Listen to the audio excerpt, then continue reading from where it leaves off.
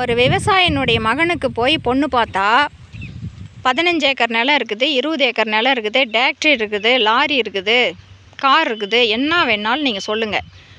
வருஷத்தில் 100 மூட்டை நெல் அடிக்கிறோம், 100 மூட்டை கொள்ளு அடிக்கிறோம், தேங்காய் தோப்பு இருக்குது, மாந்தோப்பு இருக்குது, என்ன வேணாலும் சொன்னாலும் அந்த நிலம் எங்கே இருக்குது தெரியுமா அப்படின்னு சொன்னீங்கன்னா மட்டும்தான் பொண்ணு கிடைக்குது. ஏன்னா அது விற்றா காசாயிடும். இன்றைக்கி அந்த வகையில் மட்டும்தான் விவசாயம் மதிக்கப்படுது. பெருமைப்பட வேண்டிய ஒரு விஷயம் என்னென்னா, நல்ல வேலை அந்த வகையிலையாவது மதிக்கப்படுது அப்படிங்கிறது தான்.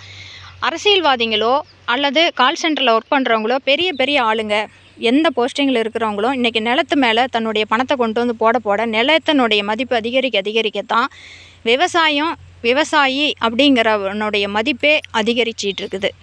அது ஒரு வகையில் அவங்களுக்கு லாபமாக வந்தாலும், ஆனால் இவங்களுக்கு அதை வச்சு தான் லாபமே வருது. இன்றைக்கி 10 ஏக்கர் நிலம் இருக்குதுன்னு சொன்னீங்க அப்படின்னா, இன்றைக்கி பொண்ணு கொடுக்குறாங்க. நிறையா இடத்துல இன்றைக்கி நிலம் இருக்குது, தாராளமாக பொண்ணு கொடுக்குறாங்க. ஏன்னா ஒரு ஏக்கர் இன்றைக்கி 1 கோடிக்கு கம்மியாக எங்கேயுமே இல்லையே. அதனால் இன்றைக்கி அந்தளவுக்கு அவன் சம்பாரிச்சும் நிலம் தானே வாங்க போகிறான், அப்போ நிலம் வச்சுருக்கிறவனுக்கே பொண்ணு கொடுக்கலாமே அப்படிங்கிற நிலைமைக்கு அவங்களே வந்துடுறாங்க.